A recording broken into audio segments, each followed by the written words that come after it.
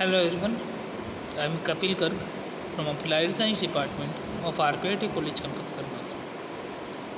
In our today's lecture, we will discuss about the kinds of energy. We have discussed about the energy. Energy is basically the capacity of doing work. Now, the kinds of energy. Energy can be classified in two main kinds. First one is the first kind of energy is the kinetic energy. First point is kinetic energy, and the second one is potential energy. Second one is potential energy. Kinetic as well as potential energy. Now we will discuss about the kinetic energy. When a body is in motion, then the energy is known as kinetic energy, or we can say as given here, the ability of body to do work by virtue of its motion is known as kinetic energy. जो ability होगी body की काम करने की by virtue of its motion, उसके motion के द्वारा is known as kinetic energy. Let us consider a body at rest when force is applied on it. Its velocity becomes v after travelling a distance s. उसकी velocity कितनी हो जाती है? v हो जाती है. कितने डिस्टेंस ट्रैवल करने के बाद? s distance. If the mass of body is m then the work is done. Mass हमारा कितना होगा? m होगा. तो वर्क डन को हम कैसे लिखेंगे? वर्क डन हमारा क्या होता था? Force into displacement. डिस्प्लेसमेंट क्या था हमारा? s. तो वर्क डन क्या आ गया? फोर्स इंटू s आ गया. क्लियर.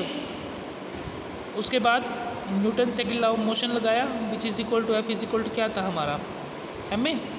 एफ क्या था हमारा? एम ए की इक्वल था. ठीक है. देखो यहाँ से वर्क डन हमारा किसकी इक्वल है? W is equal to F dot ऐसा आया था. एफ हमारा किसके इक्वल आ गया?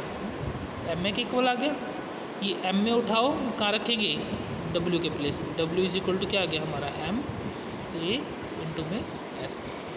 क्या आया? M A S. ठीक है. मोशन की थर्ड इक्वेशन उठाई हमने, क्या थी? V square minus U square is equal to 2as.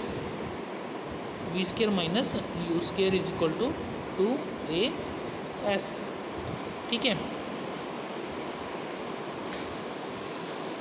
जैसे ही बॉडी स्टार्ट होती है रेस्ट से, तो हमारा u क्या था? हमारा 0 था. तो यहाँ से क्या रह गया? V square is equal to 2as.